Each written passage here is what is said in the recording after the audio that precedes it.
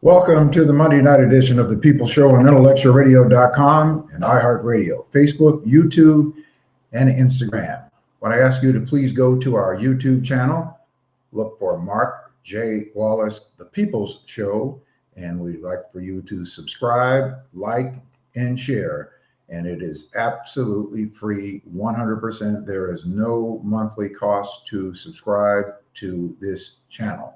We just want you to be a part of the People Show's family and get engaged with the process. There is nothing more important when you're talking about the political process is to have more of us engaged and certainly build a coalition to do that. Those of you who know and have worked with me down through the years, we have been organizing and working here in Chicago and Cook County and in the state of Illinois to coalesce to build a great, impactful Black independent voting bloc so that we could have a stronger voice in who it is that we select and who it is that we elect, and that those persons that we are able to influence in public positions, public official positions, whether it be on a local level, whether it be on a county level, whether it be on a state level, or the federal level. You do not have a voice unless you have influence. And that is the reality. Your vote is your voice. And so to use our vote to make sure that our vote is louder and stronger and more powerful, we have got to strategically organize ourselves together. So that's why I'm asking for each of us to join 10 by 10 to win, which is our collective corporate engagement where we have a stronger voice. Here in Chicago, we have more than 600,000 registered Black voters, 662,000 to be exact. And in the Cook County diaspora, we are at almost 1.5 million. There is no one who can get elected to a public office in Chicago, in Cook County, in the state of Illinois, without getting the plurality of the Black vote. And that is largely the plurality of the Black vote in Chicago and Cook County in that region. That is where elections are decided. And we, since our vote is a vote that they all need and they all politic for and make promises, then we should be the ones who make the decisions on who those candidates actually are. We slate them and we elect them. That's how we have a stronger voice to influence public policy for our communities, from education to economics. So that's what this program is about, giving us information, bringing people on who's going to share information with us to help us to be able to navigate through these systems. And tonight, unfortunately, my guest co-host is supposed to be here with us, Monroe Anderson. Of course, this is the week for Monroe Monday, and Monroe, unfortunately, is dealing with a difficult situation. He has a sister who is not doing well, and he is by her side, and so he will not be able to be here with us tonight. And so our prayers are going out to Monroe and his family, and certainly his sister, during this very difficult time. And he'll be back with us at some point in time. Later on tonight, we're going to be talking with, in just about 10 minutes, we're going to be talking with a candidate who is running for the Cook County Board of Review. The Board of Review is that office that is responsible for tax assessments, but has largely been engaging in reducing taxes for retail, commercial outlets that are pushing those taxes onto homeowners, where we are paying this year, for instance, you are paying, if you're in the city of Chicago, you're paying an additional $700 a month, or I'm not a month, but $700 this year, subsidizing tax cuts that were given to wealthy property owners downtown. That was largely done by George Cardenas and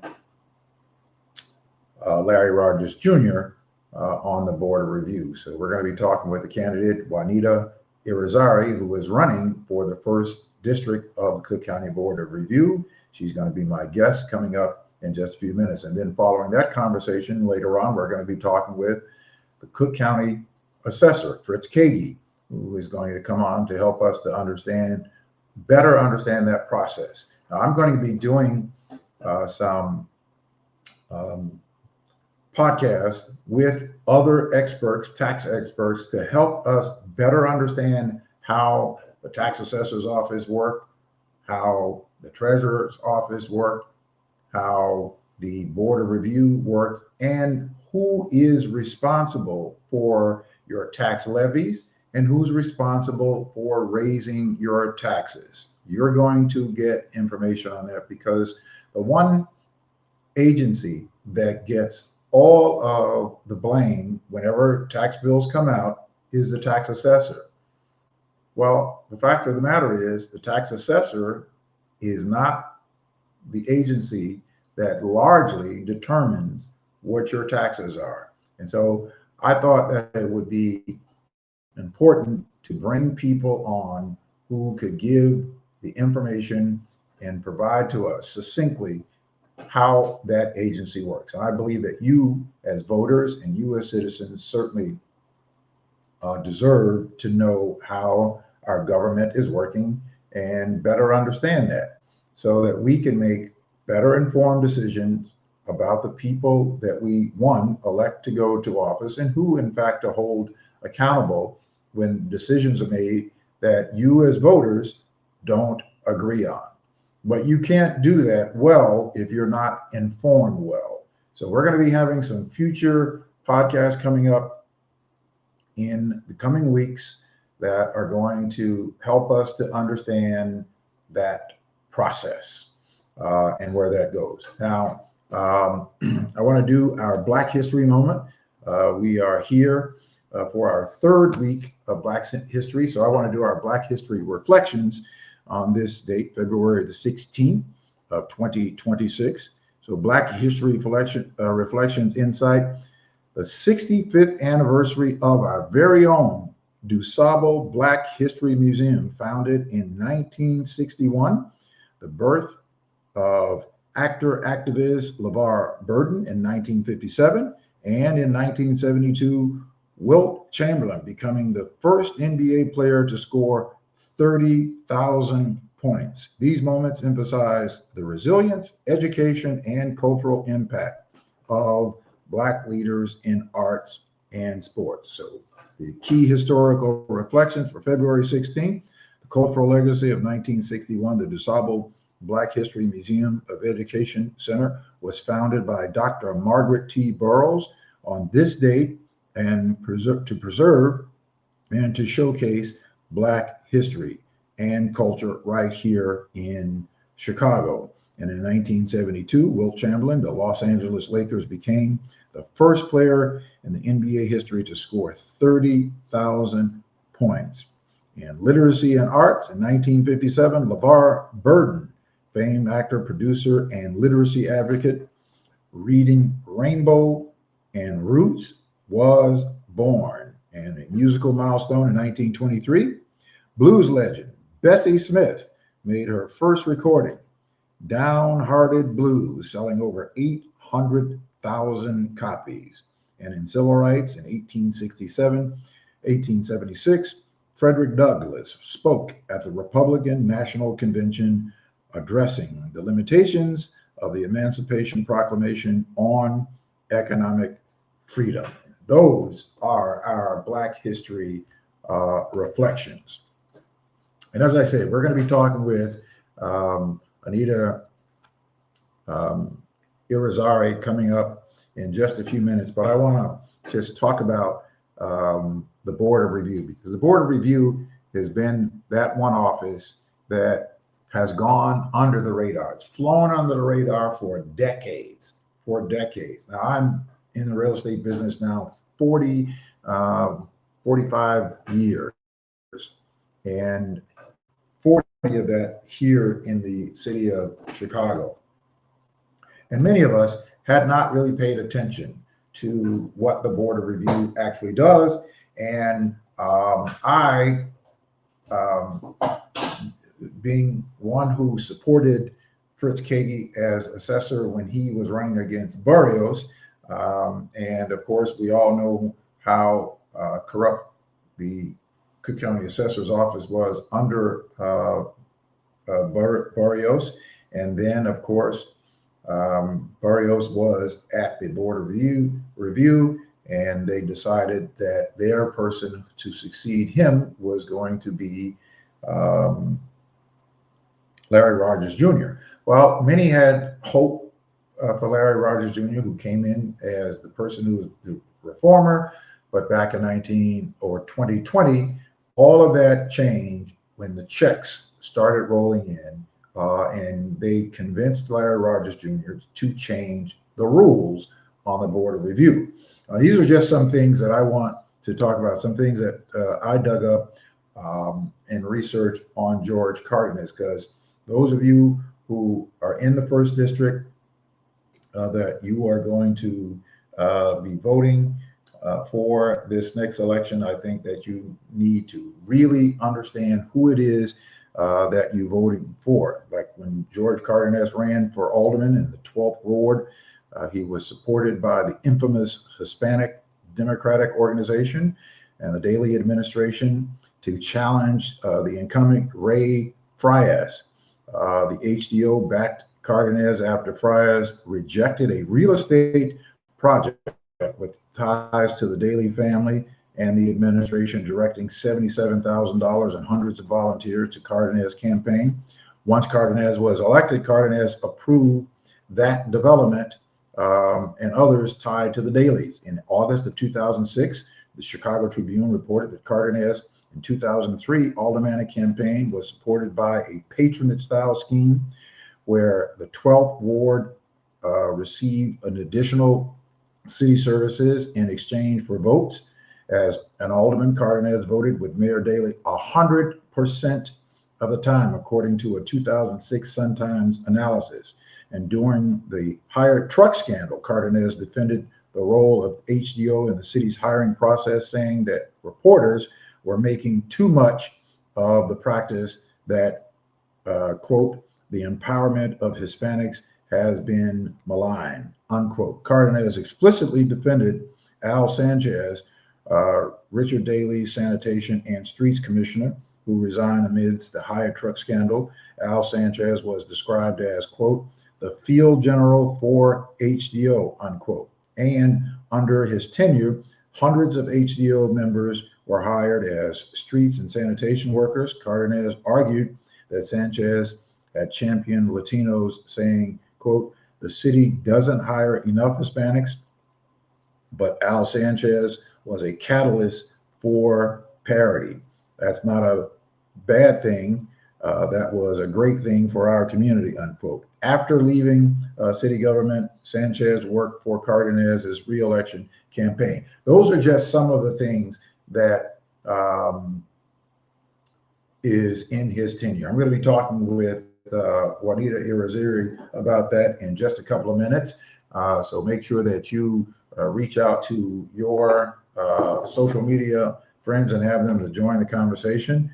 This will be my conversation with my second conversation with her. She sat before the committee of 10 by 10 to win on this past week, and they are considering who they are going to be endorsing for this election.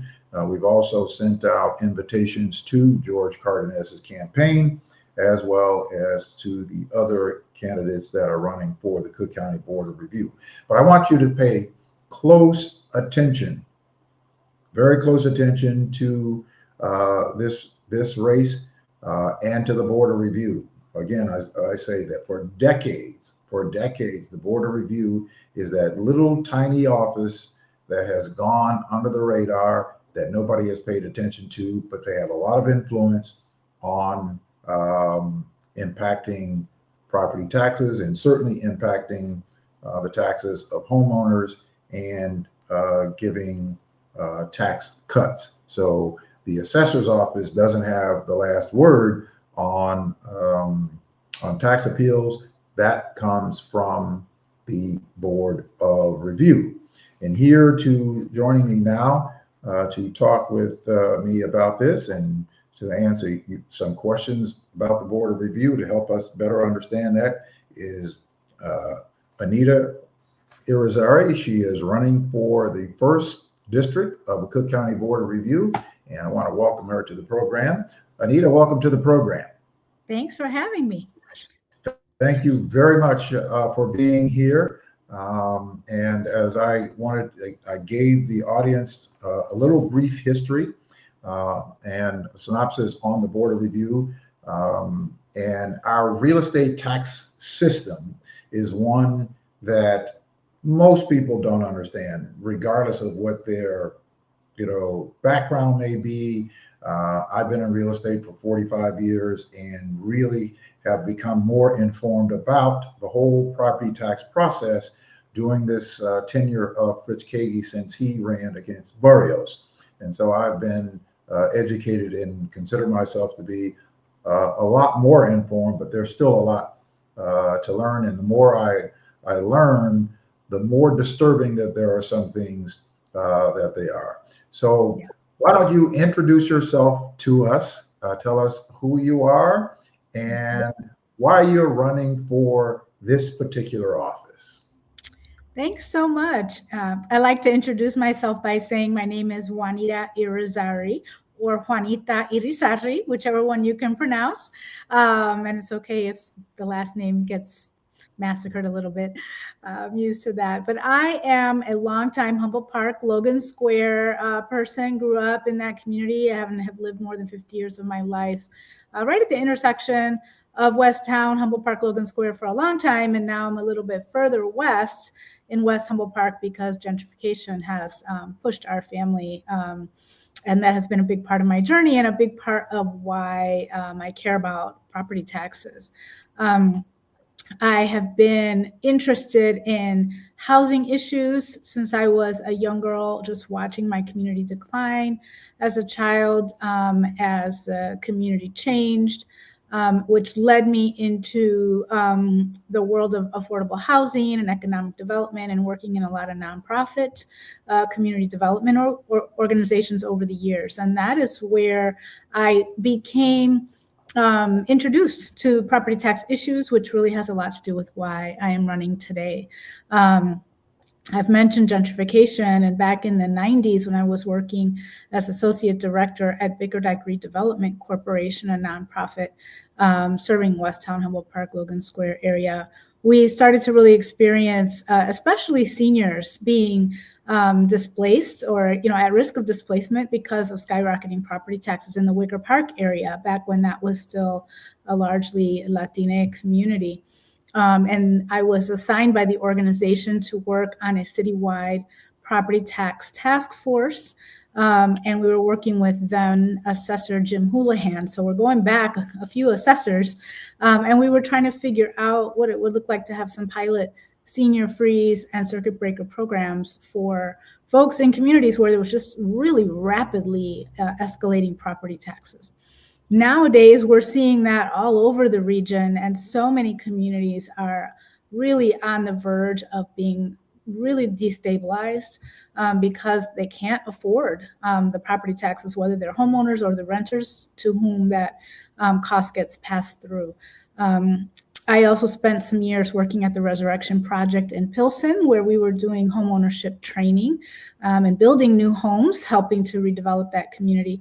And we wanted our new homeowners to be successful. So we were teaching post-purchase workshops, including appeals workshops. And so I learned a bit more about the appeals process back then.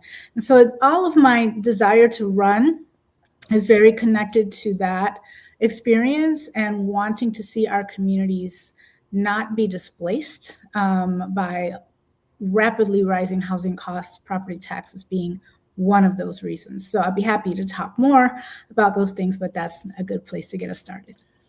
All right, fantastic.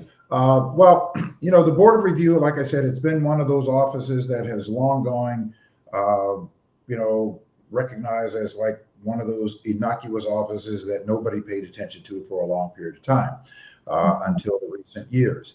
And but we have come to find out that office has significant influence on whether or not we have a destabilized system here in Cook County, and that those three commissioners have the last word on determining tax appeals. Well, we find that there are two members of the Board of Review, George Cardenas, which is up for election and who you are running opposing in this election, and Larry Rogers Jr., who has been there since I believe 2000, I believe it is, that he's been in that office.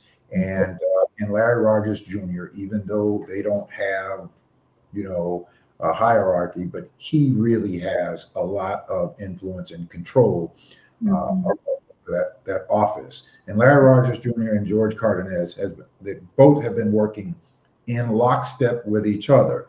And we have found out that they both receive hundreds of thousands of dollars from tax appeal attorneys that argue tax appeal cases before them. And go through examples of Cardenas receiving a contribution from one tax appeal, and just several months later they got this huge reduction in taxes. I believe it was the Trump Tower that got $40 million in tax reduction. Now, of course, this is election time. People come politicking, running for candidate. You're a candidate making a plea to voters to support your candidacy. Voters also have a certain level of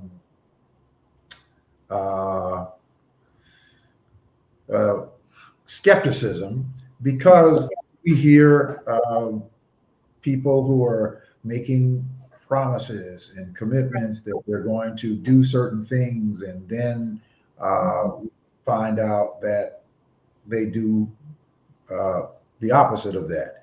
Yes. What kind of commitment will you make to voters and property taxes, in particular homeowners that are grieved by always being the little piggy bank to come to whenever they have to make up taxes? And in particular, what kind of commitment could you make to them about homeowners subsidizing the taxes of wealthy property owners downtown? Yeah. Yes, thanks for asking that. First of all, I am deeply committed to not taking any money from property tax attorneys. So I don't want there to be any sense of feeling pressured by those property tax attorneys to give their clients any deals. I'm deeply committed to staying away from pay-to-play politics. And in fact, my own engagement in political organizing for many decades now is very rooted in really my hating that reality in our democracy and in Cook County, or Crook County, as many people call it.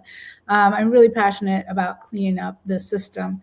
One of the things that also happened back when I was working at Bickerdike Redevelopment Corporation, which I mentioned, which was early-ish in my career, is we ran across a then alderman in the first ward who was essentially exchanging zoning changes for campaign contributions. And that very much led to the gentrification of that area, as all these folks came before him and got upzoned so they could build high-end housing. And that was another part of pushing our communities out of that area.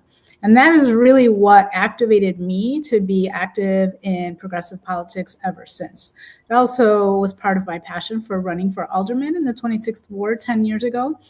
And really wanting to make sure that we do not have aldermen in place who are conflicted, right? And so I just am deeply passionate about that. I also sat on the board of Common Cause Illinois for a while, and we were very much working on campaigns around getting the money out of politics. So we need to keep working on that kind of thing. So I'm committed to that. And really a big part of what drew me into this race at this time was the report that came out in 2025 by the Cook County Treasurer, which identified that because of all these discounts being given to the ultra rich and big corporations, a $2 billion tax burden was shifted off of those super wealthy folks and onto the rest of us. And it identified that Black and Brown communities were especially carrying the weight. And so our low and moderate income communities are not who should be subsidizing the super wealthy. And, big part of what's broken in our country is the massive and growing gap between the ultra wealthy and the rest of us. And that needs to change. And that's why I'm running. Yeah. When we talk about a $2 billion shift, that's a $2 billion subsidy. That's really, right. It's a $2 billion subsidy that everyday hardworking, many retired homeowners are subsidizing the taxes for wealthy corporations. So it's another form of taking and giving tax credits to people who can afford to pay their share. Now, we do have a process, and in the Assessor's Chicago reassessment report of 2024, it showed in that report where there was this level of increase for commercial property owners, and commercial property owners got a 17% cut, while homeowners only got a 1% cut. So, and of course, the person or the office that gets the blame for that is largely the assessor's office, right? Because most people don't understand it. But the assessor's office does not have the last word. Even if the assessor says that the assessments are one thing, they can go and appeal to the Board of Review, and the Board of Review can vote to give that tax assessment. How can you impact that to make it more equitable for property owners? Great question. And let me add, again, this is a very complicated process, and the county decides how much money it has to bring in a particular year in revenue from property taxes. And so if we don't get that $2 billion from the wealthy folks, they have to get it somewhere, right? And that's where we end up getting it out of our pockets and subsidizing the ultra wealthy. And interestingly, I have heard the assessor talk about this issue, and recently there are folks whose assessed value for their home actually went down, but their taxes still went up because of this shift of the burden off of other folks onto us, right? And there's this big challenge because of this connection between donations to campaigns by property tax lawyers who then come before certain, the Board of Review, looking for that break, and the percentages that you reference speak to this trend that has been happening where then those big corporations get that break because of this favoritism, right? So there are things that could be changed at the Board of Review to create more transparency, more uniformity, more professionalism.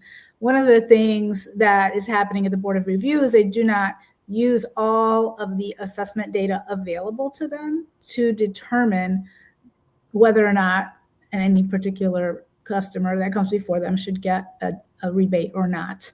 It's not being done with all the data available to them, right? So then you have to wonder, how did they decide, right? Did they just say, hey, yeah, let's give that to our buddy because we feel like doing it, right? So we need to have a set of data that everybody's using, and a methodology also that is in line with what's going on in the assessor's office, not making up our own methodology, right? And based on whoever we like or whoever donated to us.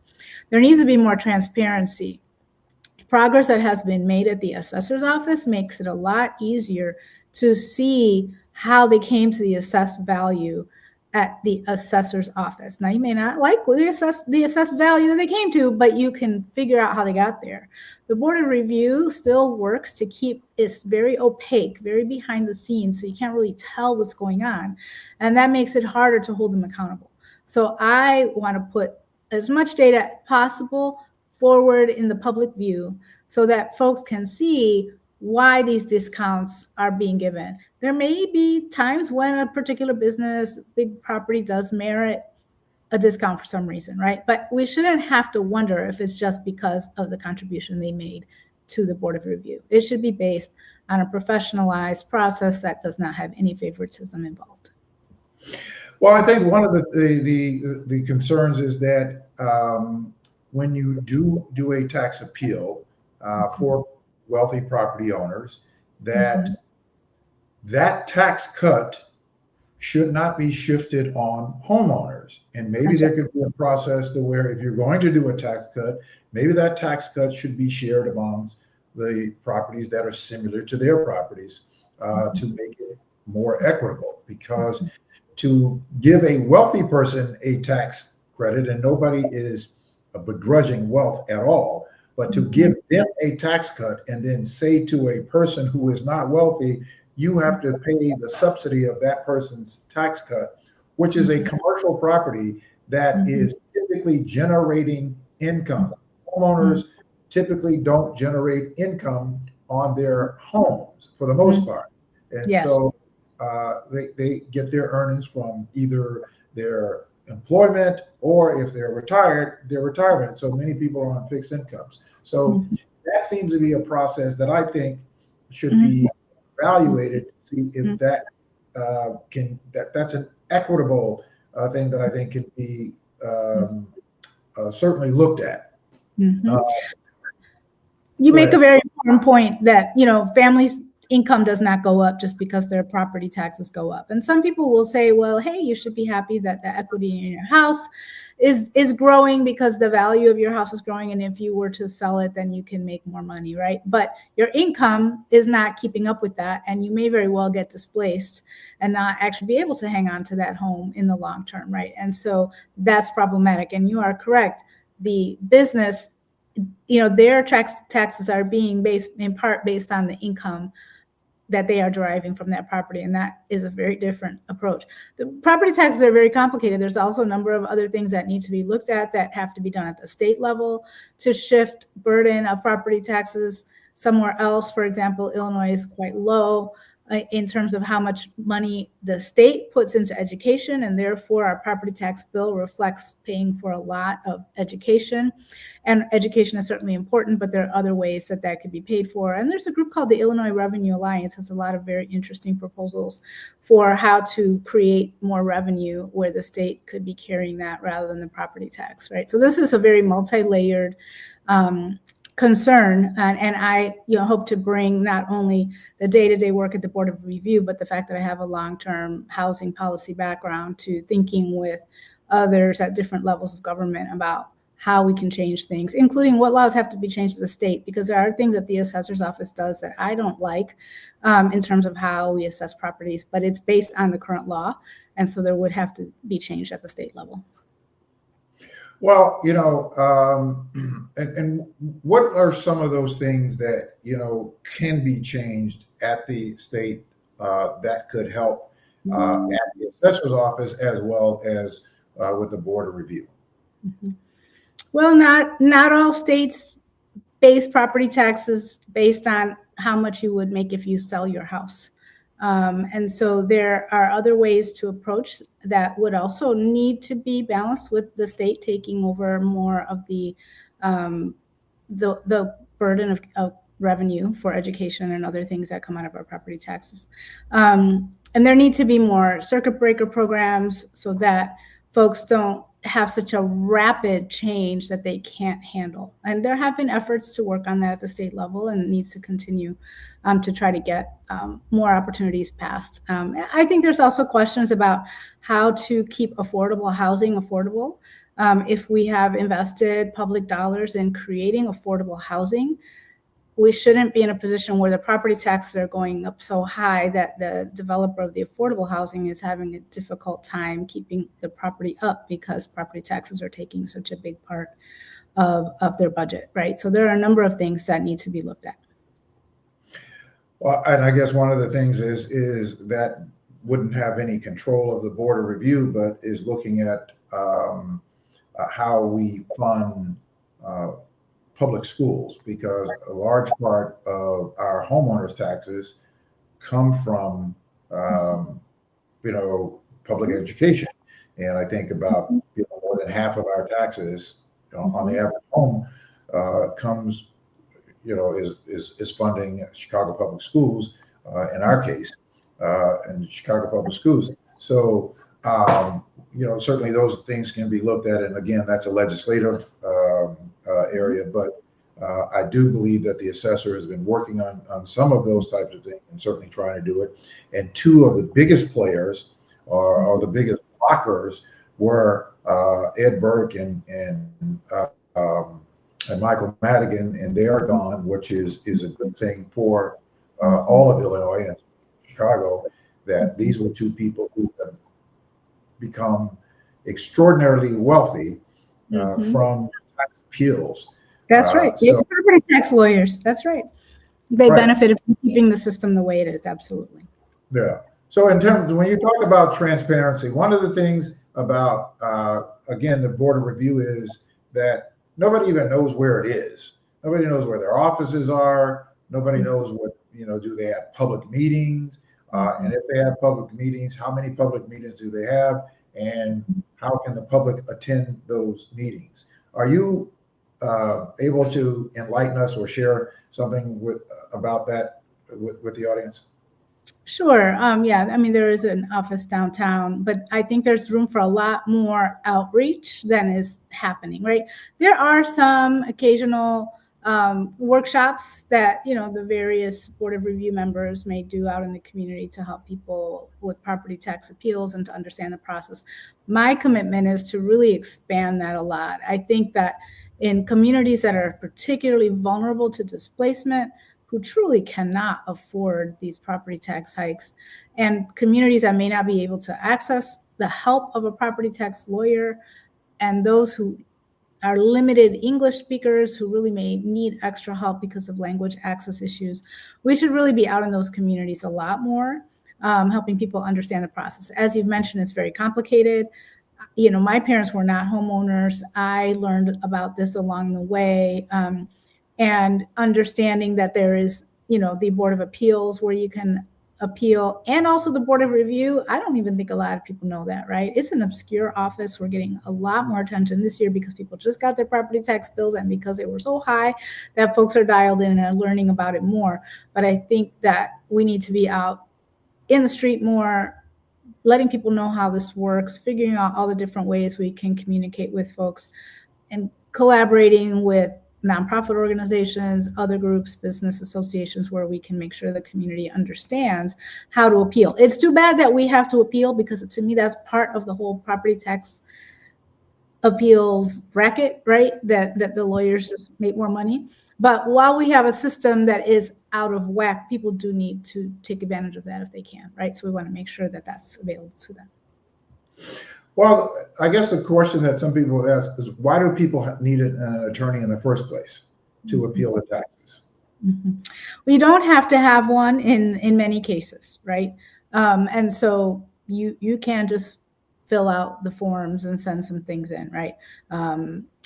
But the percentages show that one is more likely to get that discount if you use a property tax lawyer, right? So lots of people do it, but there's a cost involved with that as well. And then there are, at the Board of Review, if you have a larger property, there are certain requirements. A homeowner of a single family home can appeal without a lawyer. But if you have a townhouse complex, even if it's a small one, you have to use a lawyer. There are certain regulations in place now that I don't think need to be there necessarily, but they are there because, again, it's a property tax lawyer racket. Well, who put those regular? First of all, who put that in place that certain property types must have a tax appeal attorney. Who put that in place, and when was that put in place? That is a question I do not know the answer to exactly when that was born, but I think it goes back to this point you made that, you know, we had a Speaker of the House who was so connected to the property tax system because that was what he did outside of his political work, and the same with Ed Burke. So it's an opportunity, as you've said, to change that. Yeah, I think that you know, like the Cook County Board, you know, they have public meetings. City Council have public meetings, and you have some a board like the Board of Review. There should be public meetings that the public should be able to attend to hear about these huge tax appeals that are going up that is going to impact the public.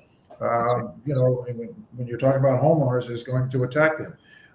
In fact, because you have, as you said earlier, the county determines what that tax levy is going to be. And I believe it's about a $9 billion tax levy. Yeah. And in that $9 billion tax levy, if you have a $2 billion shift that is cut for one group, that $2 billion does not go into a black hole. It gets shifted somewhere else because they have to have that $2 billion, and it's the homeowners that have to pay that additional $2 billion. But the part of the problem with that is that when you say to homeowners, you're paying this year, you're paying $700 more. It's not a line item, right, that you're paying, but it should be.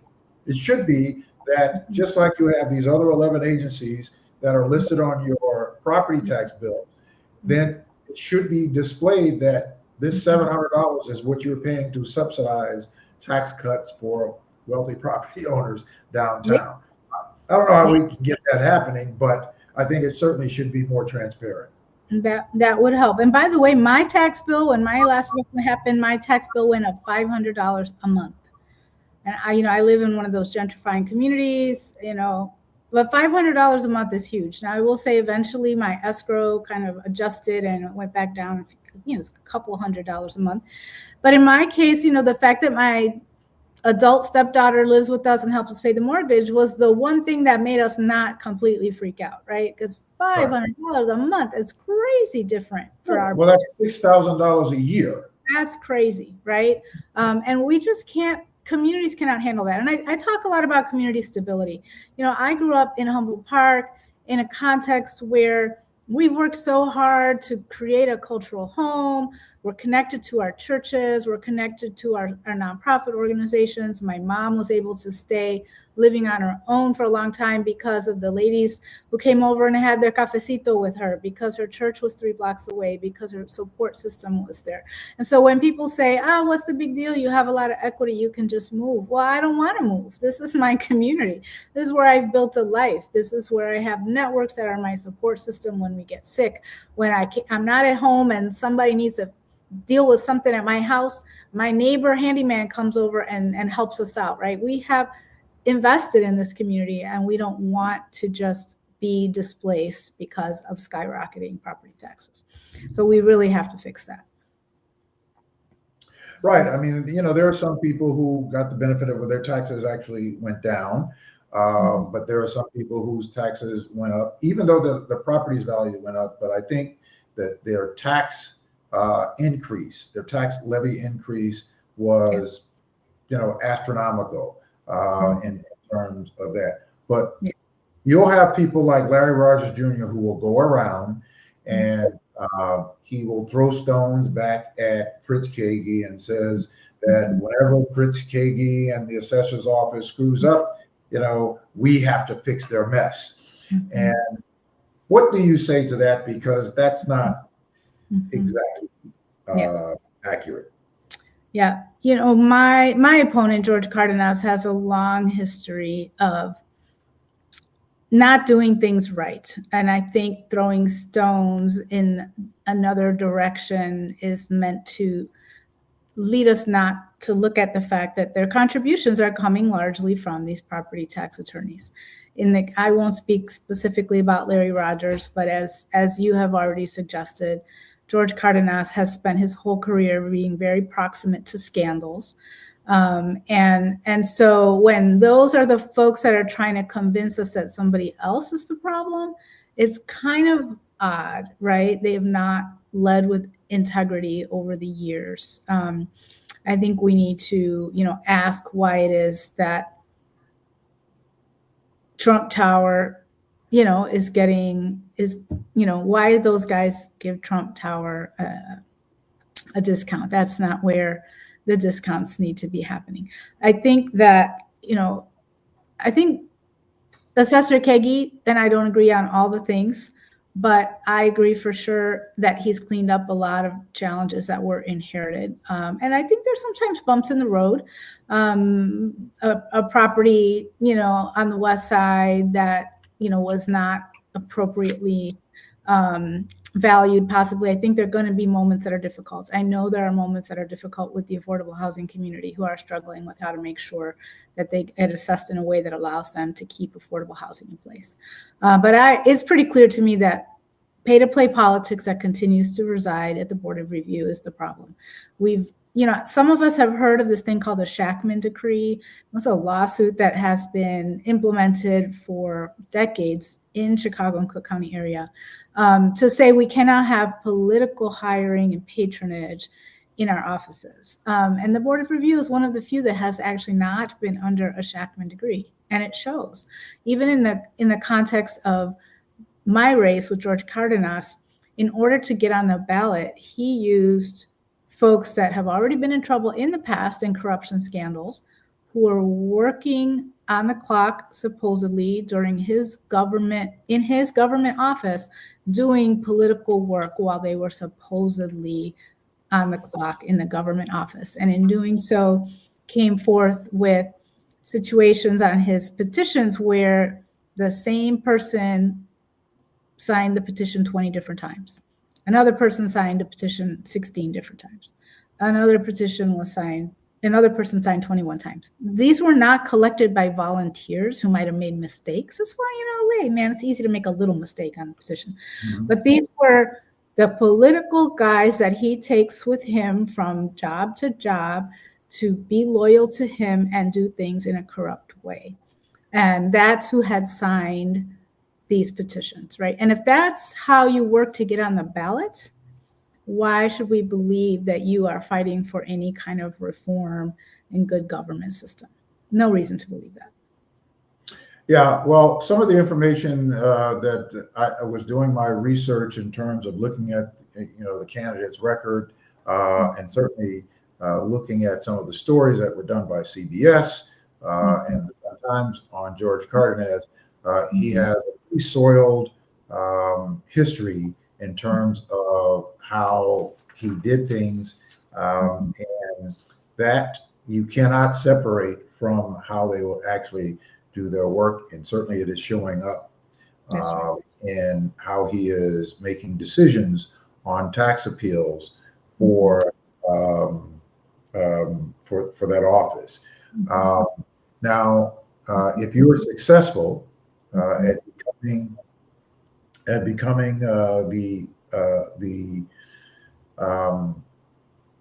commissioner in the first district, you're going to have to contend. You're going to have to contend with the other two commissioners, Samantha Steele, who I've had conversations before, and she is certainly been more on the reformer side, but she doesn't have very much of a voice because she doesn't have a real ally in that office. And so it would do the public a great deal to, shift what is going on in the Board of Review. But what is it that you could say that or do actually if you were successful at getting there in terms of righting this ship, right? Because obviously the tax appeal attorneys, they make a lot of money doing this. And obviously you have to follow Mhm. the law, but you do have discretion. How much discretion does a Mhm. tax appeal, or I'm sorry, a commissioner have Mhm. in making these decisions? Mhm. That's a good question. I've actually talked to some folks who have worked at the Board of Review in the past as analysts and learned a little bit about the structure of how it works. And I think it's really important to have Board of Review commissioners with integrity, and even just one there can help make a difference. I really think it's really important to shift with 2 out of 3 and change the culture there for sure. But who is working for a commissioner and the integrity and professionalism with which they do their work can really make a difference. What happens is a commissioner may want a particular file to get signed off on, and it's not always the case that that file has evidence in it that shows how they came to the decision about requesting an appeal for this person, right? And when they hand that file to another commissioner, there might be a wink and a nod and just says, hey, man, just sign off on this one for me. Well, I'll give you one of yours, you give me one of mine, right? But if you have a commissioner and staff in place who flag that kind of thing and say, wait a minute, we're not signing off on this. We need actual assessment data to make that argument, right? If the argument is made based on real data, that's one thing, right? But there's a lot of sloppiness that happens. And so having a team in place under even one commissioner that is going to, bring that to attention, and that there's this idea that we can't just hand that person any file we want, and we're just going to be a wink and a nod and sign off on it because we're just going to do favors for each other, I think can help to change the approach. But, there's a lot of getting to know one another and working together and figuring out how the team can work together and influencing one another in the right direction. There has been a task force at the county level working on agreeing on methodology between the Board of Review and the assessor's office, because currently they don't use the same methodology. I've heard this come right out of Cardenas's mouth. And I think working towards finalizing agreements in that regard would also help. So that there's an agreement on what the methodology should be, and that all assessment data available is actually used in the process, and that would help as well. Well, and I've heard that, this was in place several years ago in the last election, that the board at the Cook County Board that they were talking about the methodologies that are being used, and that they were, advocating for some changes, but that has not happened yet. It seems to me it's not wanted, or maybe it would have happened by now. I don't know that it needs to be that slow. There are other things that have not happened. There's also a contract that has been negotiated that is stalled and not being completed at the Board of Review. And I have a lot of questions about why we don't have leadership that's getting that over the finish line as well. It makes me think that there's just not a desire to really do things the best way possible and as professionally as possible. Mm-hmm. All right. So in terms of each commissioner has their own staff. Yes. What is that staff made up of? Mm-hmm. Well, there are analysts. A lot of them are analysts. And so one of the questions is, how well are those analysts doing their job? Are they professionals doing their job? Are they even in the office, which is one of the things we hear a lot about, where folks are supposedly on the clock and not even working. And then there's administrative people as well. And there's like an executive director type person who's helping to manage the flow and make sure that everybody is actually processing. They tend to have a certain number of files they're supposed to be processing, within a day or a week, try to move people along. And so, there's kind of the management leadership, making sure that happens. There are hearings that happen, right, when people come in to discuss their appeals. And so there are staff who are involved in actually working with the public and receiving, being part of that hearing process. And there are staff that are sometimes out doing outreach in the community. Unfortunately, we've been hearing a lot about folks who are supposed to be on the clock doing government outreach who are actually using that time to do political outreach, including getting even their colleagues to try to sign petitions during that time, right? So that's got to change as well. Mm-hmm. Yeah, I think there certainly needs to be, again, it kind of, turning the glove inside out of the board of review, so that the board of review is functioning in the best interest of the public. Because what is terribly, terribly or not understood is how could a place, whether it is Trump Tower or whether it's the Willis Tower. These are commercial entities, commercial properties that are obviously doing very well, by their own, admission. And how is that they deserve a tax cut? How does that decision happen? Right. Again, they come with their lawyers, telling a story along a methodology that's being accepted, at least by some of the board of review, that they are hurting financially, that, because of vacancies, and that has been one of the big questions lately. They should not have to pay as much tax, right? And we've talked about the challenge of vacancies, right? And the policies often encourage keeping some spaces vacant, and we see that in a lot of our neighborhoods that have been disinvested, where owners are actually keeping it in a way that it is not in a good shape, so that then they don't have to pay as much taxes. And maybe we need to look at how property tax policy actually encourages investment and development that helps some of these communities be healthier, rather than giving them tax cuts. In fact, if we could get more of our vacant land and dilapidated properties on the tax rolls, paying more property taxes, that would be another way to take some of the burden off of residential taxpayers, right? So we ought to look at how we can help some of our distressed communities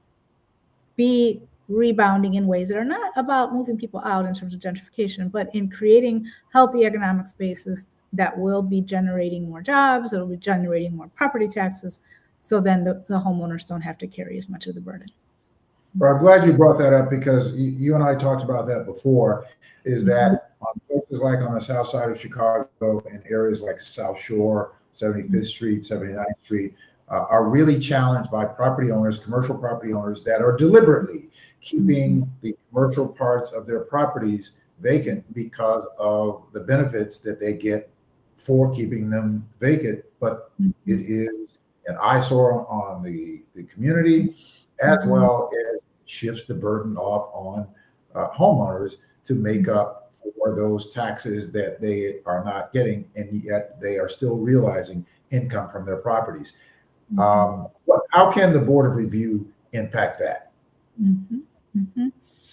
Well, I'm interested in putting together a study group to understand better which of these things the board of review can change all by itself versus which of them we need to work with the assessor's office and any other, government bodies that would have to vote to change how we do things.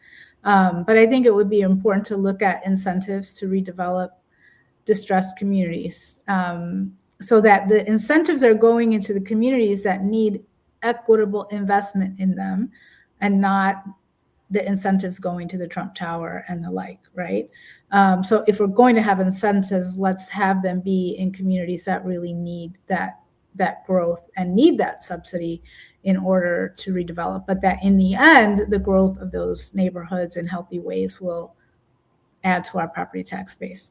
But I think right now there are questions about the power, whether that change can be made at the assessor's office, and whether the board of review can make that policy without working together on that is not clear to me. Okay, listen, we got a couple of minutes left, and I want to, for you to be able to tell people where they can go to vote for you, and then who can vote for you in this race? Who's allowed to vote for Thank you you. in That's this a great race? question. Yeah. So I'm running for District 1. It's important to know that the county is broken up into 3 districts, and they're massively large because Cook County is actually like the second largest county in the country. It's a really big area, and I'm in District 1. So if folks live in District 1, they will see my name on the ballot against George Cardenas. They will not see Larry Rogers. They will not see Samantha Steele and Liz Nicholson, who's running in that race. Anyone can support me in other ways and volunteer, but you're only going to see my name on the ballot if you live in District 1. You can look it up online, and you can go onto the homepage of the Board of Review and type in your address and your municipality to find out which district you're actually in. But my district is wild and wacky and really big. So I live in Humboldt Park, and on the west end of Humboldt Park, and I'm in the district.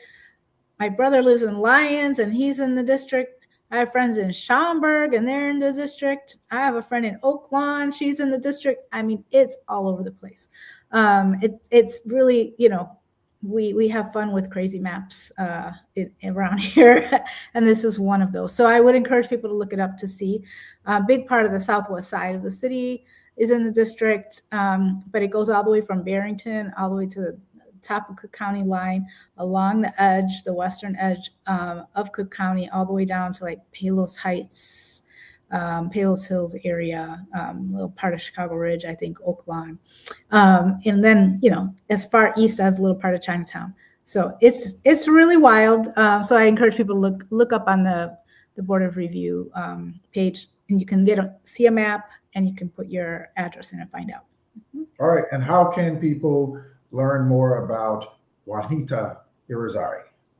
Thank you for asking. You can go to juanitairrizarry.com. We have our website there. You can look at the 25 or so different elected officials who have endorsed me, folks from all over the region. I'm super excited about all of these folks who are willing to go against the Democratic Party's slated candidate, because I did not appear in slating, so only Cardenas was there, and the party slated him, which to me is a challenge when our party continues to slate people who are corrupt.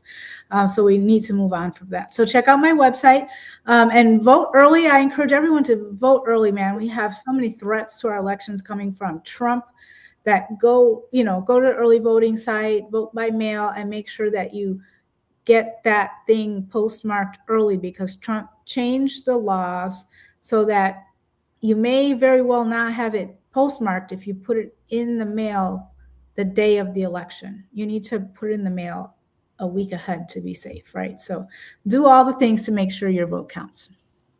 All right, fantastic. Juanita Irrizarry, we wish you all the best, and we'll be talking to you again soon, okay? All right. Thank you so much for your time. I appreciate it. Thank you very much for being here. Thank you. Bye-bye. All right, folks, that's Juanita Irrizarry. Make sure that you go check her out on her website there. And we are going to be talking with her in the coming days. And I will say to you, I've done a little bit of homework myself on her opponent, George Cardenas. And if you are in District 1, you'll see it on your ballot. Then I would certainly encourage you to vote for Juanita Irrizarry, as I think that she will be a great alternative to what is there now. Also, make sure that you check your voter registration, because of all of the compromising that is coming and going on with this current administration in the White House, that currently is touting voter fraud and rigged elections when there is no evidence of any widespread voter fraud, but they continue to tout this, and they are passing these voter restrictive policies and laws. Make sure that you go and check your voter registration. Check your voter registration, and check it often to make sure that you have not been purged from the voter rolls. And if you have, then you have time to get registered to vote. All right, my next guest is here with us, who is the Cook County Assessor, and he is running for a third term. Fritz Kaegi is the Cook County Assessor, and he is here now to help us to understand a little more about the Assessor's Office. Assessor, welcome to the program. How you doing? Doing great. Coming to you from my home. I apologize if you hear some kids practicing music in the background. That's my teenagers working on their artistic education. But glad to be here with your listeners. Mark, it's terrific to see how much you've carved out a niche in the audience in building expertise on property taxes. So glad to be with you here. Absolutely. It's one of those things that I believe that we need to know more about, and I think people are becoming more and more interested in this. But I also think that people need to understand and learn about just what these different agencies within the property tax system actually does. And so what I hope tonight in our conversation that we could help better inform the public as to, one, what the assessor office is, what the assessor office does, and that we could get some understanding of who is it that's responsible for levying what your property taxes are, who's some of the agencies that's responsible for the increases. So hopefully we can answer some of those questions that people have wildly been, it's just been that one thing that one group is throwing a stone at another, and the public is in the middle, like, I don't know who to believe. So, and I always, for full disclosure, that I have certainly enjoyed you being in that office. You have been very open to helping me to better understand that process. And I know that you have been working diligently to try to right the ship and make it far more equitable for homeowners that doesn't always get the attention that it should get.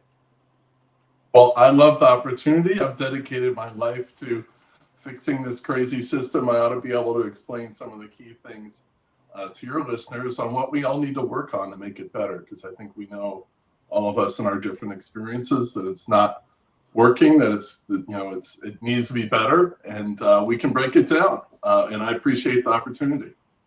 All right, well, let's start right there. So, what is the role of the assessor? The assessor has a couple different roles in our property tax system. It's only one of several different parts of the system. Our main duty at the assessor's office is to estimate what properties are worth, what they could sell for. And that ranges from homes, and that includes all the different kinds of commercial properties. Imagine the ones in your neighborhood. You got gas stations, you got stores, you got offices, you got warehouses, movie theaters, the whole thing. They're real estate. We need to value them. So that's the first piece. And then the other part is administering property tax savings programs, which are called exemptions. And we administer those.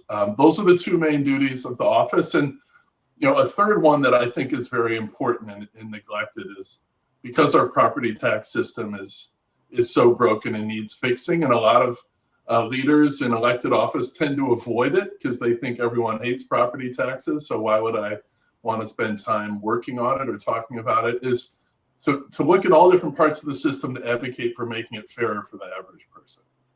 So those are the three main duties of the assessor's office, but it fits within a larger system. We don't determine taxes that have to be collected to fund our different units of government.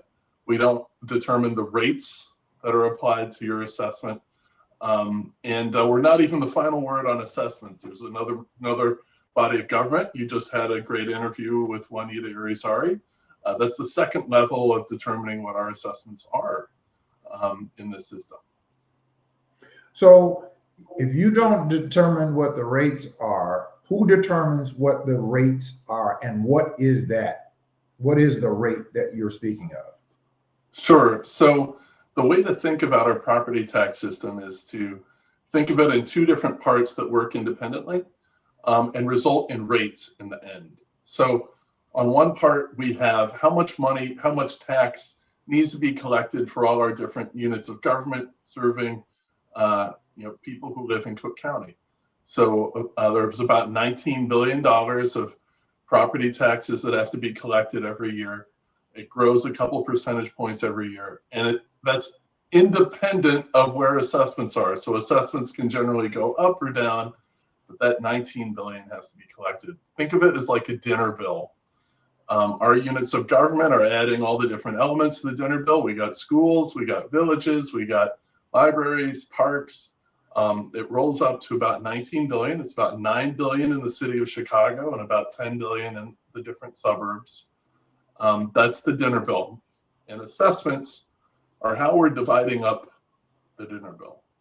Your share of all the assessed value in your community is going to determine the share of levies that you have to pay for the taxing bodies there.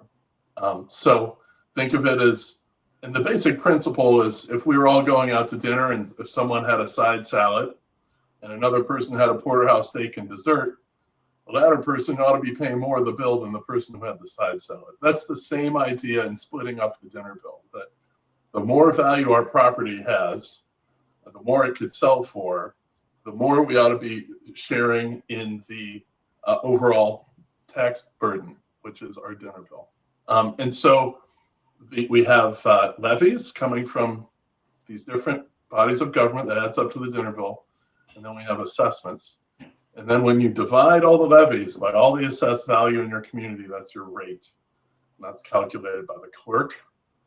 And then the clerk then sends her rates over to the treasurer, and the treasurer takes the rates and multiplies them by assessed value, and then our treasurer sends out bills and collects bills, and then sends the collected bills, all the revenues, to the different units of government. And that's how this crazy system fits together.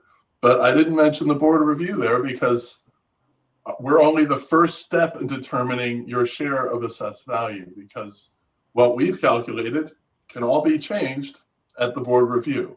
In the recent years, it's resulted in commercial properties paying less of the dinner bill, and that means homeowners are stuck paying more of the dinner bill. And that is the main problem in our property tax system today, the biggest inequity. And we'll talk about that tonight, I'm sure. Yes. And how often do you have to assess properties? This big pie of properties. How often do you have to assess and determine what a property could sell for? Well, as was mentioned in the previous interview, Cook County is huge. We got 5.3 million people here, 1.9 million properties. It's the second largest county in the country. It's actually the biggest jurisdiction when you look at the fact that we're estimating market values here. In Los Angeles, which is bigger, they don't estimate market values. So we look at 1/3 of the county every year to estimate what things are selling for. Last year in 2025, we reassessed the value of properties in the north suburbs. In 2024, we reassessed the properties in Chicago. And this year, we're reassessing the value of properties in the south suburbs. So once every 3 years, depending on where you live in the county, in many of our peers in the rest of the country do their whole county at the same time. We would aspire to get to that point at some point, but right now we can still only do about 1/3 of the county every year, and that's what we're required to do under the law. And then, so you have to do assessments on what a property could sell for, right? On what a property could sell for. Is that a very good formula in doing an equitable assessment of properties? Well, basically, it's what properties like yours are selling for is the standard under the law. So what someone would buy your property for, if you weren't under duress, if you had a little bit of time to market it, if there was no other sign of desperation in selling it, what two people who had all the information would be buying and selling properties for. And it's not just a theoretical question, it's looking at what have properties actually sold for this kind of property when you take into account all the factors. And with homes, we're not just going to look at a couple sales in a place. We need to see a lot of evidence. We need to see dozens, if not hundreds, of sales of homes like that to establish a pattern. And that's what we're looking for. Basically, all the things that you would think about if you were selling a home or buying a home, we're trying to look at that and take that into account. And we test our models that are doing this estimation against not only past sales, but also we're always seeing, where's the model seem to be doing best, where is it going worse? And the same with commercial properties. We're looking at what commercial properties sell for. Oftentimes people who are buying and selling commercial properties are looking at what kind of rent or income after expenses they can generate. And so we're looking at that. That's the basic building blocks of coming up with these values. One of the rules in Illinois is no matter how you've financed the real estate that you have, everyone is entitled to be assessed in the same way as other people with properties like theirs nearby. So if you own a warehouse and I leased it out, and you leased your warehouse out on some terms, and another person leased the same kind of warehouse next door to you on different terms, they have to be assessed in the same way because they're the same buildings. And what is the assessed value? What is that? Assessed value is basically a way that you convert what properties trade for in the market, what they are selling for today, and then convert them to an assessed value. So for homes, we assess them at 10% of what they are selling for. So if you have a $100,000 home that we've estimated it's worth $100,000 on the market, its assessed value will be 10% of that, or $10,000. If it's a commercial or industrial property, it should be at 25% of that market value. So $25,000 on a $100,000 industrial and commercial property. Why do we do that? It's a way to give an edge to homeowners under the law. Basically, for decades, or actually over a century, in Cook County, we give better, more generous terms to homeowners, and commercial industrial have to pick up more of the tax burden based on their market value. That's the way it's supposed to work. And what you say, that's the way it's supposed to work, but how is it actually working?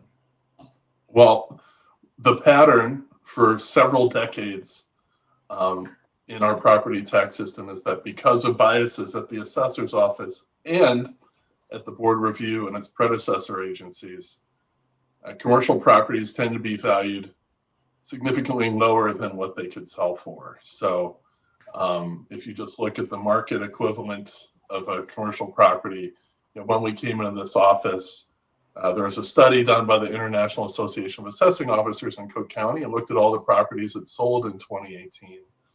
And it found that commercial properties were assessed at 40% below what they actually sold for. And that meant a significant amount of burden was passed on, taken on by homeowners that they shouldn't have had to take on. And so that is, that has been the problem. And since we've been in office, we have focused on making sure that commercial properties were being assessed at where they are selling for. But what has been happening is the Cook County Board Review has radically changed our commercial and industrial values while hardly doing anything on residential. And that's had the effect of shifting hundreds of millions of dollars of burden onto homeowners. In Chicago this year, it was about $500 million, according to the treasurer, and that amounted to about $700 per Chicago homeowner tacked onto their bill because of this shift. So it's a huge effect. Well, in Chicago, it was $500 million, but the total was about $2 billion. So that other $1.5 billion went to on suburban homeowners, which paid significantly more, which are already challenged by significant tax bills because of they don't have the kinds of industry, and they don't have the kind of commercial tax base there to help to absorb some of the tax levy there. That's right, Mark. That's right, because it's been a multiple year pattern. So the treasurer estimated that over several years, $2 billion in cuts on commercial properties, 90% of which happened at the board of review, were passed on to homeowners. And what happened last year was it was $500 million just in 1 year, amounting to $700 per Chicago homeowner. And that is huge, because if my assessments had been unchanged, remember, we're thinking about the dinner bill, in 2/3 of Chicago's Black neighborhoods, in 2/3 of its Latino neighborhoods, the typical bill would have been flattered down. But because these cuts were so massive on commercial properties downtown by the Board of Review commissioners, that $700 was tacked onto people's bill. That accounted for almost the entire increase in a lot of neighborhoods like Englewood, like Austin, like South Shore. It accounted for more than the increase that was experienced in West Englewood. The typical bill in West Englewood would have gone down by a couple $100. Instead, it went up by about $500. So this is very significant, because if you own a home in Englewood, that additional $700 is very significant to you. It can amount to almost a doubling of your bill. And people have a right to be frustrated. I'm frustrated. It's unfair, and it shouldn't have happened. And it shouldn't be happening. So then, so people who, for instance, obviously there were some people who had a significant jump, but there were also some people who didn't have any movement. So on average, that $700 would meant that a person who didn't have any movement, their taxes on balance should have gone down. If $700 on average was accounted for, they should have seen a $700 reduction if that shift hadn't taken place. Is that correct? Well, Mark, it's so unfair when these burden shifts happen, because it particularly disadvantages people in communities with lower valued homes. If you have a lower valued home, your bill coming into the cycle might have been more like $700 or $1,000 or $1,500 per year. And so that additional $700 is a very significant increase. But if you're living in a wealthier neighborhood where your typical bill was $10,000 or more, maybe that $700 isn't as big a percentage increase. Look, it is significant for any American home. There have been all sorts of studies showing that American households, they have an unexpected expense of an additional $500 or $1,000. It's a financial crisis for them. So it's very significant. But in percentage terms, this kind of burden shift has the biggest impact on the poorest communities. And this is why it needs to change. We need to fix commercial assessment so that these big cuts aren't being made.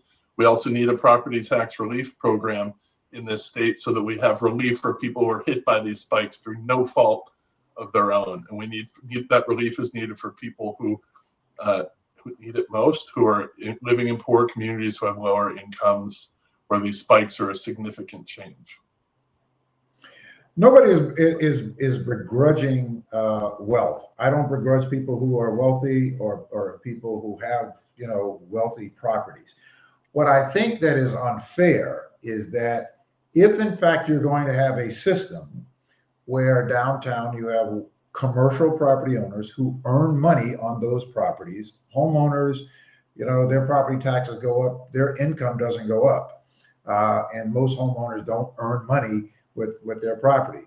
So if we're going to have a system in place where commercial property owners are getting these disproportionate tax cuts, then why or could it be that if that's going to happen, could it be that burden is shared by the other commercial property owners in that area? It's just a basic principle of fairness in the law. Everyone's assessment is supposed to be based on what they could sell for. And I just find it shocking when I meet people who are kind of used to a lot of these bad old practices of pay to play and getting reductions on appeal. And there's this sense of entitlement that because in the past, commercial assessments might have been deliberately made low, or because of pay to play or conflict of interest, might have been low, that they're somehow entitled to that, whereas the average homeowner, the average small business doesn't get that same kind of entitlement. And I think that just violates basic principles of fairness. This is why I got involved in running for this office to reform it, because I grew up on the South Side. I grew up in, I went to Kenwood Academy, a lot of my classmates at Kenwood, and a lot of us, we became homeowners in the late 90s and 2000s. And then people got hit really hard by the housing crisis. It was like a hurricane. I know you have a lot of friends who are in this position too, Mark. And people experience housing values falling 20, 30, 40, 50%. People were underwater on their mortgages, but their taxes were going up. And, people don't like to talk about money, but, they would tell you, and they're like, Fritz, I don't understand this. You're a finance guy. Do you understand this? And I didn't know the answer. So I investigated it. And I realized, because of the work that I'd done, that, hey, these commercial properties that are owned by big publicly traded companies that are carrying these values on their book up here, they're being valued way down here by the assessor. And then I realized, oh my God, it's my friends. It's the people I grew up with who are having to bear the burden at this really difficult time. And so that's what really bothered me. We see so many different instances of economic inequity. And I thought this was one of the worst instances of that, because it not only impacts your annual income, but also impacts your generational wealth. It impacts whole neighborhoods by taking money and wealth out of them and shipping them to wealthier neighborhoods. And I also saw an opportunity to change it through running in an executive office. I thought the public would want a more fair system. And so that's what really got to me, Mark. That's what spoke to me, and that's why I do this. Well, so in other words, you don't get the final word on tax assessments. So if in fact you have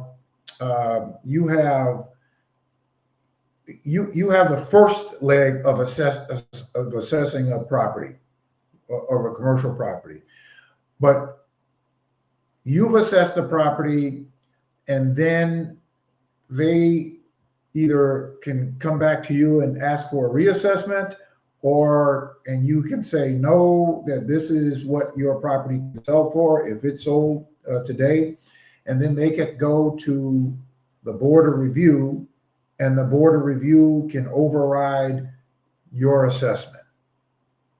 Yeah, well, that's how it works. And here's the problem, Mark. I think it won't surprise many of your viewers, many people who grew up in Chicago and in the suburbs, that my office used to be one of the most corrupt offices in America, because property tax lawyers who were practicing before the office, asking for reductions for their clients, they could donate to the assessor's campaign in the morning, and then in the afternoon be asking for reductions on their client's property. And how are you gonna square that circle?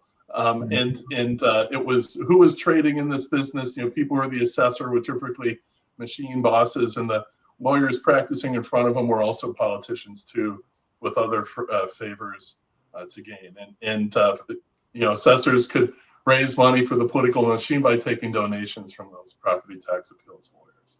So what we did when I came into this office is we flipped that around. We said, we're not going to take any donations from property tax appeals lawyers. We're going to run our campaigns being focused on economic equity, good governance, and making the system fair, because we think a lot of people, like your viewers, will care about that more, because they think it's fairer and it will be better for their communities. And that's what we did our work on. But the Board of Review still runs on the old system. They are still taking donations from property tax appeals lawyers to fund their campaigns. You still have cases where people are donating in the morning, and then they're hearing appeal from them later in the day or later in the week. And that's a fundamental problem. And don't take my word for it. The Inspector General of Cook County has been saying for over a decade that this is a critical vulnerability to our system, that it diminishes the repute of the agencies in question, and it represents a conflict of interest and a perceived conflict of interest. And I think that's why the public can be really concerned, because what is happening in reality is when we send out our assessments at the assessor's office. We hear appeals based on evidence, based on data, and for commercial and residential properties.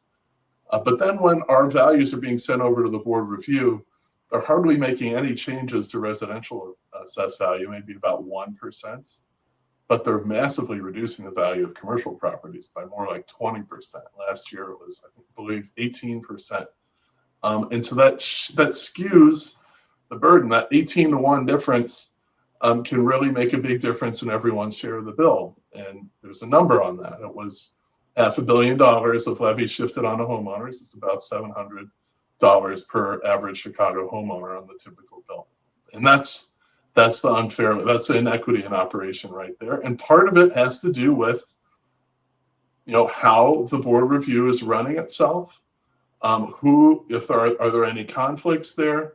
And some folks have tied themselves in knots and justified this kind of culture, this kind of system, which is very unique to Cook County, doesn't exist in other states, doesn't even really exist in other counties in Illinois.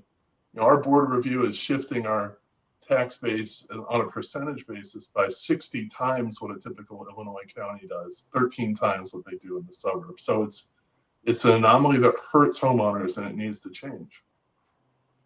Are there other offices like the Board of Review that we have here around the state? Well, there are boards of review in other counties, but they are not doing what is done here in Cook County. As I said, according to Illinois state data, who is changing, how much a board review will slightly change shares of burden in other counties. It will slightly change the percentage of the tax base that's paid by commercial versus industrial, but as a share of the base, they are changing it 60 times here in Cook County as they do in the rest of Illinois, and 13 times what they do in the collar counties. And I talked to my peers around the rest of the country. We're leading several initiatives with them. They have nothing like this dynamic going on there. It's something that's very unique to Cook County. It's an outgrowth of the old patronage machine political system that in many ways has died away. But this walks on like Frankenstein's monster here in Cook County. It needs to be changed. We need people who can recognize the damage that it's doing, who want to make it better. And we believe the public cares about this too. So if in fact the makeup of the Board of Review was to change, because there are two people at the Board of Review that have been working together with this inequities. So if in fact the makeup of the Board of Review was to change, now we've seen situations with Larry Rogers Jr. That I say is the person who actually is running the Board of Review, because he seems to show up everywhere that there is something that's going on. You very rarely see George Cardenas. But Larry Rogers Jr. shows up to throw rocks and to throw stones. And you can remember back when we were down at Rainbow Push, and they allowed for Larry Rogers Jr. to get up and start, giving a bunch of misinformation. And I decided that, that shouldn't go, and sort of disrupted the meeting. It's not within me to do that sort of thing, but I thought it was unfair for him to stand and to be giving the public misinformation in that situation. But that is what we see happening, is that he is going around touting that, he is this, doing a great service to the same public that he is sending a lot of the tax shift off on to. So, and then now you have an opponent who is running Hines. Is that his name? The son of one of the former assessors? Relative, not the son, but I believe the nephew. But the nephew, all right. So I saw an ad the other day that I thought was to me, that was pretty comical. But for people who might not know, he ran an ad on that, and he showed this new construction home that was built and said that the assessor did not assess this property right. And I'm like, well, if you have a new construction home on vacant land, it's not going to get assessed until whatever that period of time is for that property to be assessed. So that homeowner is going to get the benefit of the vacant land until such time that area is assessed. So I thought that ad, which was very misleading, but in some way could be effective. The nephew obviously is being run by the Democratic Party, which I'm sure you did not get the endorsement of the Democratic Party. I'm a Democrat, you're a Democrat. But what, who is this person that is running? Well, this election is going to be a choice about, where are your values on administering this office. He's been out there saying that I want to restore good practices, restore professionalism to this office. He used to work under Assessor Barrios and previous assessors. And what he knows is how this office used to be run. And he thinks that's okay. When I was running in 2020, when I ran in 2018, I made the pledge for the first time for an assessor candidate who won not to take any donations from property tax appeals lawyers. My opponent in 2022, she upheld that promise because she saw that it was wrong to take donations from people in the morning and then have them asking for requests for reductions in the afternoon. But my opponent, to him, he doesn't think it's wrong. He dove right in and immediately started taking donations from more than 100 property tax appeals lawyers who want to bring back that pay-to-play culture in this office, and they see something in him that makes them think he wants to bring it back. And I think they see that he doesn't see this as wrong, that to him it's just normal. And so this is why we cannot go back to that old system. That old system did incredible damage to communities. It shifted the burdens on the homeowners. He took donations from the property tax appeals lawyer who represents Trump Tower, who got them a giant reduction at the board review to shift burden on the neighbors, onto our friends, onto the listeners here. So it's a big deal. And he's being supported by all the remnants of the Madigan and Barrios machine. He took donations from Mike Madigan's former law partners, who are in this trade. Mike Madigan sits in prison, as does Alderman Ed Burke. They traded as property tax appeals lawyers, made a lot of money doing that. There are a lot of people who think that was pretty good. What I did when I came into this office was we took out the favoritism. We eliminated the patronage. We eliminated a lot of these loopholes. Data shows we made residential assessments more fair within industry standards for the first time. We focused on transparency. For the general public, Democrats, that's good. But for some people who are in the party machine, who like it the way it used to be, they think that's bad and they want it back to where it used to be. That's the basic difference in this campaign. And we cannot afford to go back to that setup because it did so much damage. So he's talking about restoring the professionalism, going back to where we were when Barrios was in office. So if that were to happen, what could homeowners or the typical homeowners look forward to if in fact that was to happen?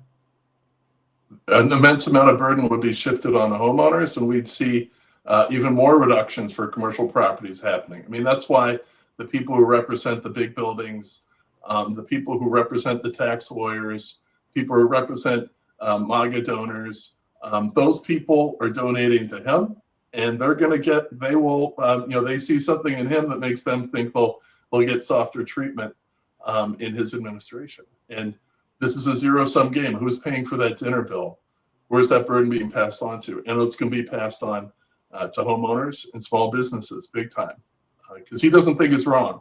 To him, that's restoring professionalism. You know, in the Barrios administration, there was a study by the Tribune that found that 2/3 of the commercial properties and the industrial properties in the Barrios administration, their values weren't changed by a single dollar, even as those values were rising. And that was one of the big reasons why so much burden was shifted onto our homeowners in those years, onto my classmates at Kenwood.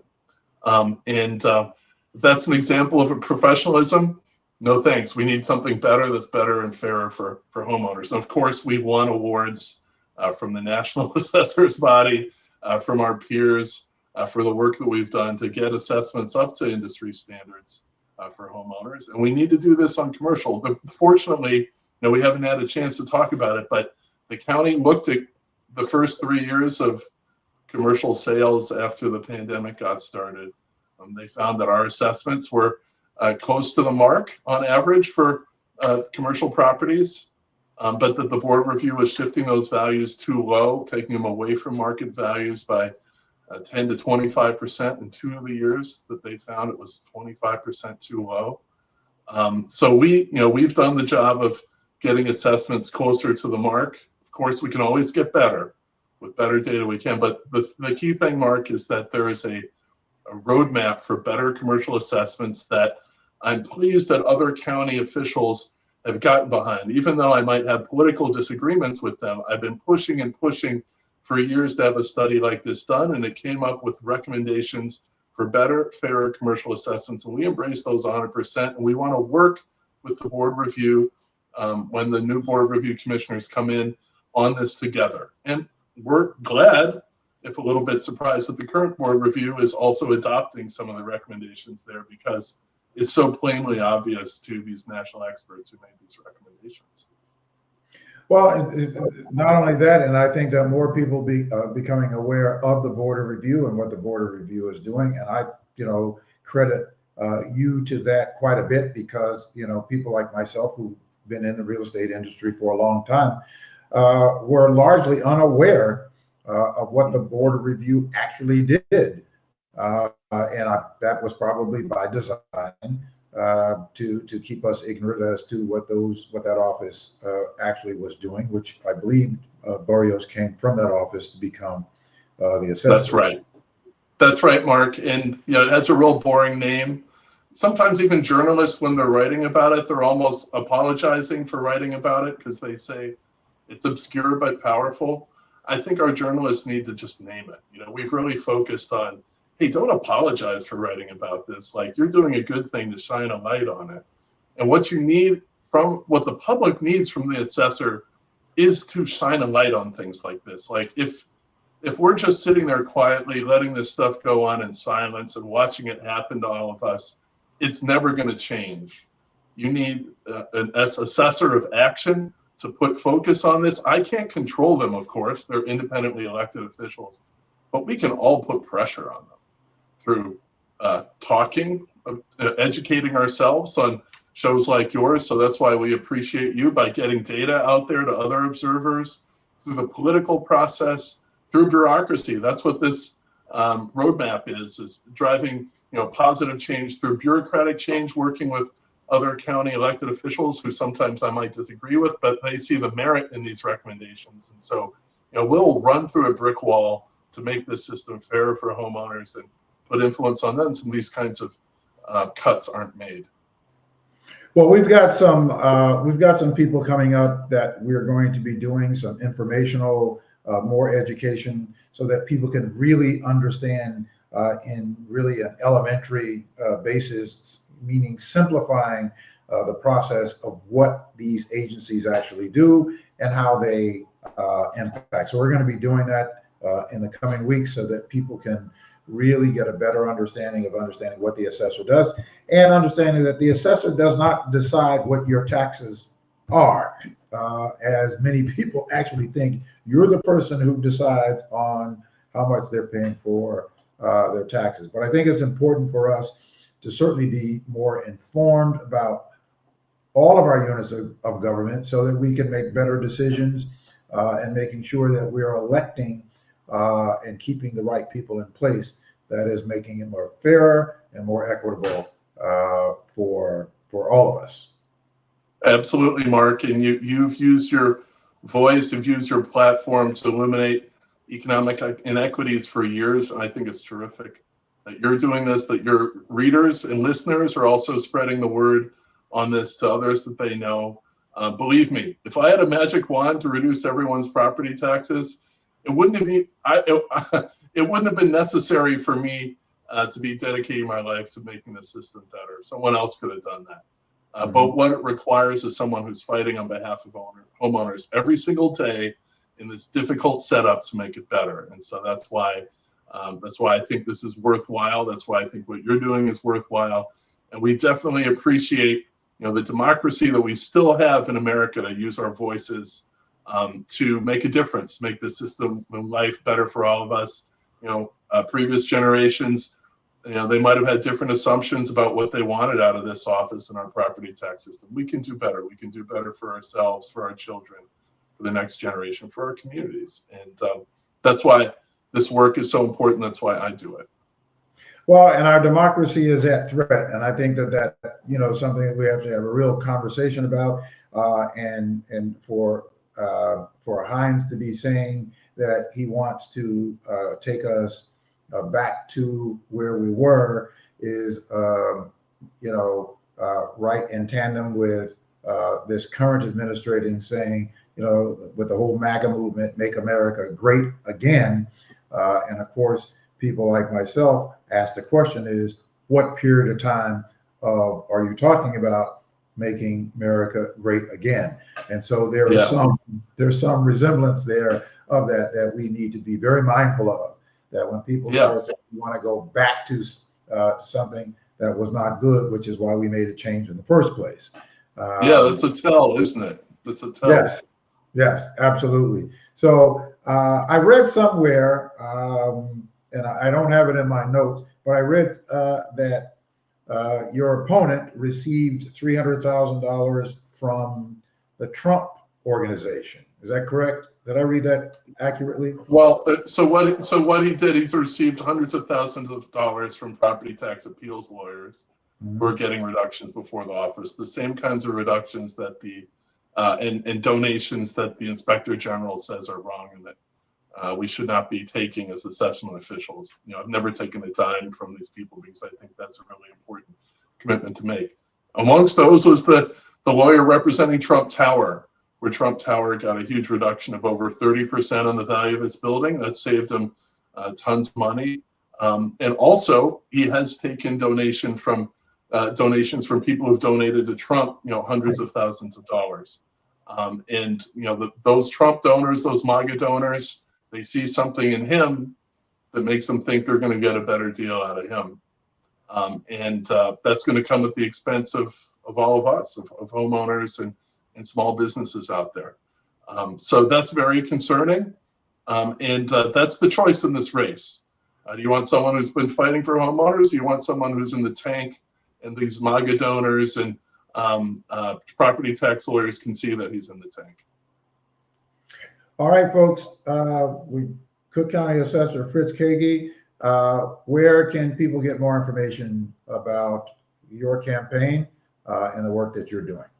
Yeah, go to our website, fritzforassessor.com. That's FRITZ Assessor, ASSESSOR.com. You can type that into Google too. It'll find it for you. And then we have videos, we have explainers, we have information about what our plan is for the next term. We have a list of our terrific endorsements, which include our 2 U.S. senators, 8 members of Congress, including members of Congress who in their long careers have seen how much damage the system can do. Danny Davis, Robin Kelly, Jonathan Jackson, and many other progressive and other organizations have gotten behind us too. We're proud of them. So you can go to our website, get all that information. You can also find us on Facebook, Instagram, and other social media sites. We've got lots of explainer videos about how this system works. All it takes is a minute or so. Share it with your friends, share it with your family members, and happy to help out and support people. All right, fantastic. Cook County Assessor Fritz Kaegi, thank you very much for coming on to the program. We'll talk to you again soon. Okay, thanks, Mark. Thanks for everyone showing tonight. Appreciate it. All right, take care. See ya. All right. All right, folks. Listen, it's really important for us to be informed. You heard from Juanita Irrizarry, and you heard from Cook County Assessor Fritz Kaegi. Fritz is going to be with us at the 10 by 10 to win. Well, we have our endorsement hearing, and so he will be asking or answering a series of questions seeking the endorsement. Now, we have reached out to all of the candidates and have extended an invitation for the candidates to come before us. We have several candidates that we have to consider. We have had several candidates from the 7th Congressional District, where Danny Davis is not running for a term. He's retiring. And so we've heard from several of the candidates from that district. We've heard from candidates from the 2nd Congressional District. We've sent out invitations to others. On the 26th, we're going to be having a meet and greet at the 10 by 10 to win meeting on Thursday, February the 26th. We will be hearing from candidates who are running for the judiciary, those who are running for judgeships, whether it's in a sub-circuit or whether they are running county-wide. So we're going to hear from more of them, because I think that it is critical that we have to, and I'm saying this again, and I have said this around several of the elections, even when I was on the radio. During election times, I want to continuously say that we have to do better with our bar associations of helping the public, helping us to know who the candidates are, that we can get some type of pamphlet that we could go down, that you have vetted the candidates and rated them, so that we can have an idea of who it is that we should be supporting. One, because we can't get to all of the forums, and two, we don't hear from all of those who are running for office or running for those judiciaries. So I think that it is just as important for people to find out about those candidates, so that when you go into the booth, and all of us have done this, when you go into the voting booth and you go down to the end of the ballot, which is where the judiciaries are, you either start looking for names that sound familiar to you, or you look for names that reach or that you believe that are ethnic candidates. But either one of those are not good ways of us making those kinds of decisions, because it is, as Thurgood Marshall said, it is just as bad to have the wrong black person sitting on a bench as it would be to have the wrong white person sitting on the bench. We need to be much more informed about that. So we've got to find a way to work with our board, our Cook County Bar Association, which is the African American Bar Association, to help us with these candidates. There's got to be some sort of registry that if somebody is running for a judgeship, that they should be registered with the Cook County Bar Association, and the Cook County Bar Association certainly should be able to vet those and put out some type of informational pamphlet that those of us as voters can look at that information, because the Bar Association is our trusted bar association that we would be able to go to and glean more information about these candidates. So on the 26th, we're going to have a roundtable with a number of the judiciary. I wish we would be able to do them with more, but we're going to have a roundtable with a number of the judiciary. on the 26th. And then after the primaries, we're going to do more in trying to make sure that we get candidates that are actually in the general election so that we can learn more about them. You can learn more about them so that we can make a good informed decision. Now, one of the important things is that if we were to coalesce, as I am working along with others to build this independent Black voting bloc so that we can have people in this coalition, that we will be able to bring this information comprehensively together so that we can share the information with our communities. But coalition is critical and vital to winning. It is critical and vital to winning. Now, what I mean by that is it is critical and vital to winning, meaning for our communities. When we organize ourselves together at a large enough number that we can actually determine seats, whether it be a judge seat, whether it be an alder seat, whether it be a mayor seat, whether it be a state representative or a state senator or a United States senator or a United States congressperson. When you have that kind of influence, when you have that kind of strength to determine that a person will or will not serve, you then have the ability to influence public policy. Why? Because the people who are already in public office knows about the ability of this now organized, independent voting bloc that functions like a union does, only much stronger because we have more people in it. We have 1.5 million people who, between Chicago and the diaspora of Cook County, more than 1.5 million voters.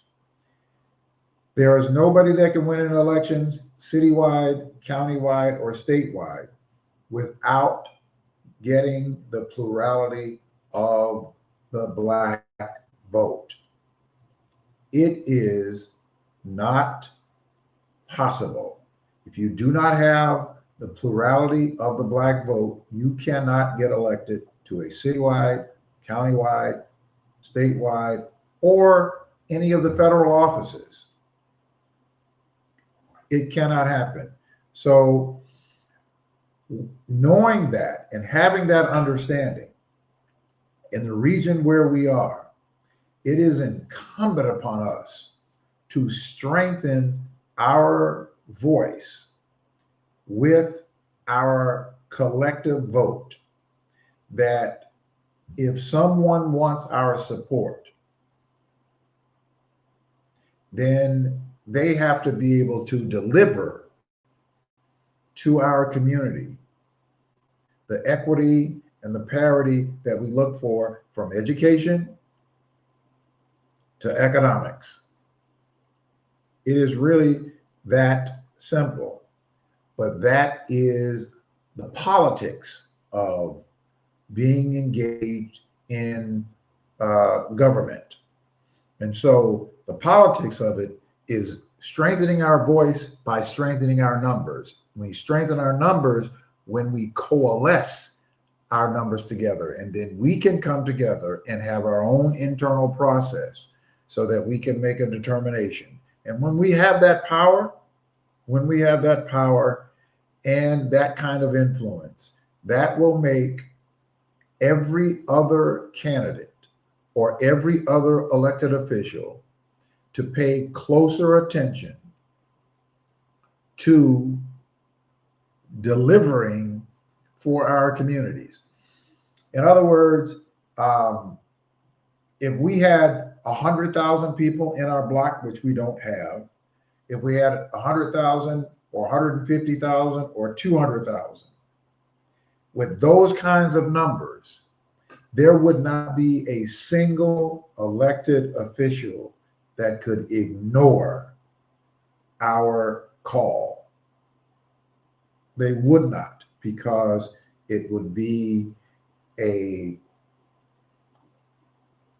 political mistake for them to do that, because we now have the collective power to determine whether or not a person serves or not. All right, so that's going to do it for us tonight. I want you all to make sure that you join us. Register at 10 by 10 to win 10x10 to the number 855-909. Text 10x10 to the number 855-909. 1385, we're going to be doing our endorsement hearings coming up on this Thursday night. I want to thank you all for tuning in to this Monday night's edition of The People Show on intellectualradio.com and iHeartRadio.